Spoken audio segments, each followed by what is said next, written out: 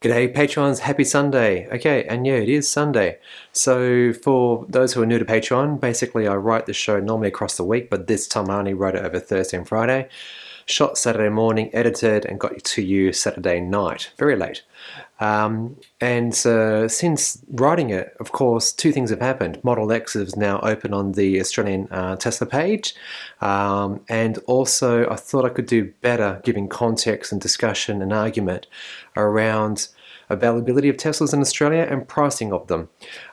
So I'm going to reshoot the Rivian segment, and so you'll hear bits that you probably heard yesterday, but now I'm going to get a little bit more into Tesla and how it makes the decisions that it does and how that affects us. So appreciate that. If you've already watched that one, maybe you could watch this one too, that'd be great. But it's just this segment I'm going to reshoot today, so this is what you call a pickup.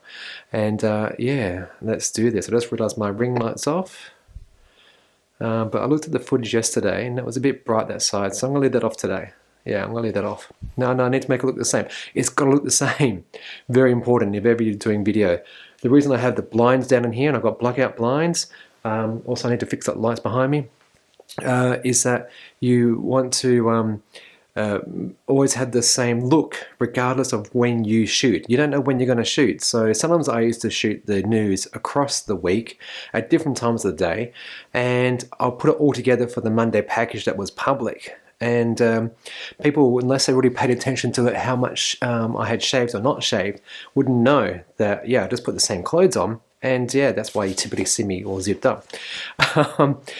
Yeah, that's the reason you do that. You keep everything as is. So I don't think I've moved anything. I might have moved the camera a bit. I think I have. Based upon my framing, I reckon I have, but it's okay. So I'm going to go fix the lights over there. I need to turn that ring light back on, and then we'll get into this. All right, let's do it. Alright, so I'm going to redo the intro and outro and the Rivian segment. Here we go. On today's show, Rivian R1T looks likely for Australia, but when and how much will it cost? And let's talk about Tesla. Model X orders have just opened in Australia, Model Y in the UK, so perhaps we're next. And what we can learn about availability and pricing for Australia and apply that to the Tesla Cybertruck. All that and a lot more. The weekend isn't ruined. Rivian has put Australia in its sights with the R1T. In a filing with the US Securities and Exchange Commission, Rivian mentioned Australia 8 times and discusses how it sees us as being important to the brand and potentially on their radar by 2022 or 2023, depending on which source you refer to. Links are below.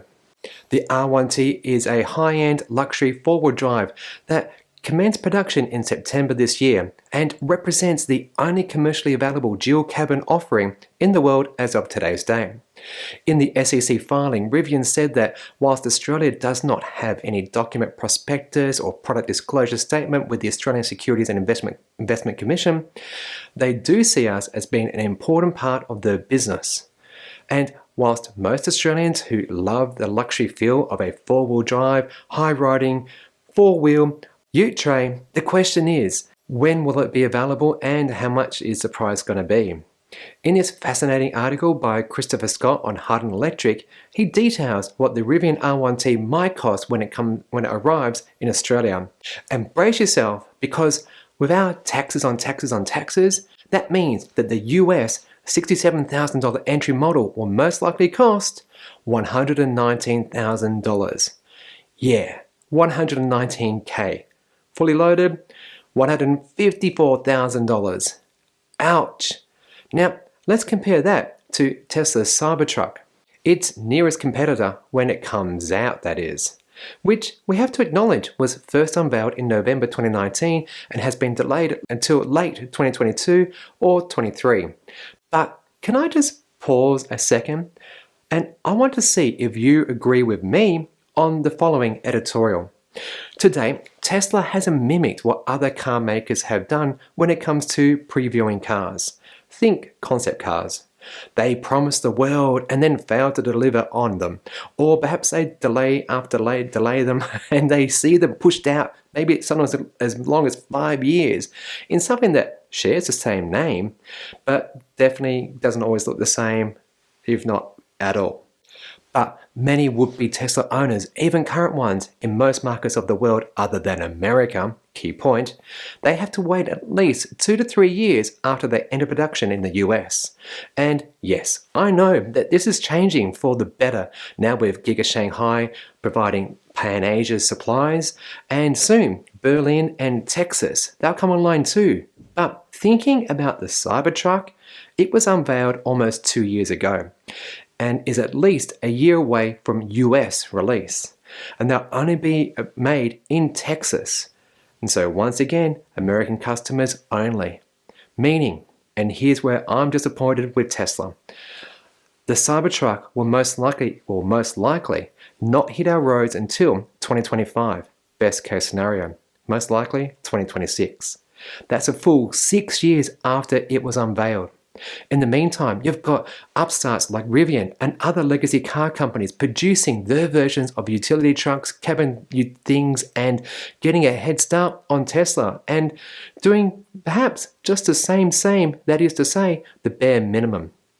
I want to see Tesla succeed. They're great at changing the automotive landscape through technology like autopilot and full self-driving, mobile phone entry and motor start, over-the-air updates, games, entertainment, and a lot more. They've pushed other car makers to do better, to think differently, and I doubt that the world would actually be so electric right now with transportation if it wasn't for Tesla. But I can't give Tesla a free pass on their constant delays after delay and how slow they are to bring their cars to other markets other than the US. Because to do so would actually be unfair to other car makers. I'm a fan of Tesla, but I'm not a fanboy of Tesla. Do you agree? My American friends, how do you feel about this? I want to illustrate this. So, going back to the Model Y. The Model Y orders have just opened up in the UK. Priced from £54,000, that's over 100,000 Australian dollars. Yikes! I hope it doesn't cost that much here. The Model Y was first released to customers in the United States in March 2020. With Tesla's usual pattern of deliveries to overseas markets late in each quarter, that will mean that most likely we'll see in the UK deliveries to customers in March 2022. That's a full 2 years after our American friends got theirs. Sure, moving forward, as Berlin and Texas gigas come online, we'll see Tesla realize their goal of shipping like 2 million vehicles per year in 2022, and these delays will be a lot less. Over the last year, I've tried a few times to guesstimate deliveries in Australia on the Model Y, and my last one had deliveries in Australia around late this year, priced in the mid to high $70,000 mark. But based upon recent price rises in the US and Model Y pricing now in the UK, my delivery time and importantly cost estimate needs revising. How? Simple.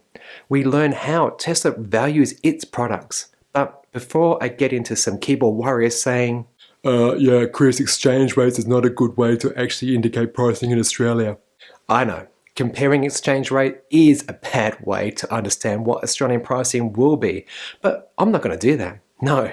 Instead, let's take a quick journey around the world and look at the difference between Model 3 and Model Y pricing, starting off with the long-range offerings.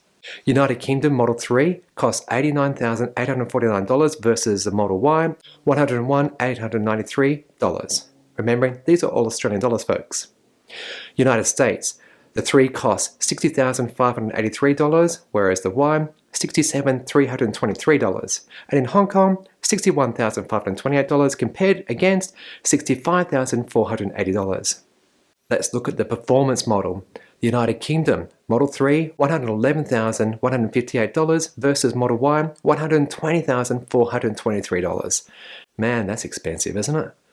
United States, the Model 3 costs $71,368, whereas the Y, $76,760. And in Hong Kong, $69,293 compared against $72,959. Remember, these figures are converted dollars, like converted to Australian dollars, but I'm excluding exchange rates in this exercise. Instead, we want to actually find the average price difference in percentile terms, and they are between 6.96 to 10.3% on average. Note the highs and lows here. This tells us a lot. Tesla set pricing based upon cost to build, exchange rate, local markets, and more. And we can see how they value the larger Model Y over the smaller Model 3, which across the board is roughly 8.64%. This means by looking at Australia, remembering trying to ignore currency variation and taxes, which can add or reduce the final drive-away price, if we apply that percentage value for each, then we find the Model Y price, meaning it will most likely cost $87,203 for the long-range model and $99,635 for the performance. And an important note, these calculations don't take into account luxury car tax and other import taxes, actually meaning they will be higher than these. I'm shocked, are you? And finally, closing out my guesstimate on the Model Y, it will most likely be available mid-next year, like June 2022. That's a full 25 months after the US got theirs. Not the answer I and many others were hoping for. So with that sad news out the way, let's now return to the Cybertruck. It was unveiled in the US November 2019 at $39,000 American, which was amazing value at the time, and it costs the same as a standard range Model 3. But since then, prices have gone up for the Model 3 to $41,909 US. Recalling earlier what I spoke about with regards to margins and differentiating their product, the Model Y long range now sells for $54,909 in the US, and the Cybertruck is bigger than the Model 3 and is bigger than Model Y. And Tesla always commences production by selling only performance and long range versions of their vehicles first. And so by taking that percentage and the difference between the Model 3 and Y, we can then guess and say that the Tesla Cybertruck will cost at least $95,000 to $107,000, if not more, again, due to LCT and taxes. Compared to Rivian's price in the mid to high $150,000 mark, it's a steal, right? And compared to Australian Model X price, yeah, orders for those just opened up a few days ago. And well, the long-range Model X will come close to, drumroll, $200,000 drive away. $200,000. That's a lot of cash, folks. That is a lot of cash. And again, this represents a full year after our American friends got theirs. Better late than never, no?